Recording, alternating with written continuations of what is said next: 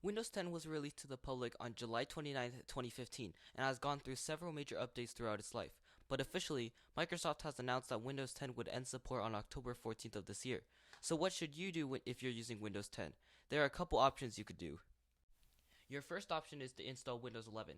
Microsoft has created an article helping you get a free upgrade to Windows 11 if you own a machine that has Windows 10 on it. Your second option is to just continue using Windows 10. If you're using a machine that can't run Windows 11, Microsoft's latest version of Windows, then just stick to Windows 10. Although, you may risk getting malware because of the out-of-date security updates or not be able to install newer apps. And lastly, your last option is to use a modified version of Windows such as Tiny 11.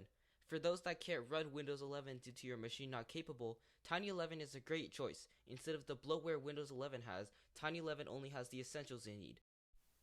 Additionally, if you wanted to run Windows 11 fully and risk it being very slow, you can make a bootable USB using Rufus and select the remove requirement for 4 plus RAM. I'll have a tutorial for both of those in the description.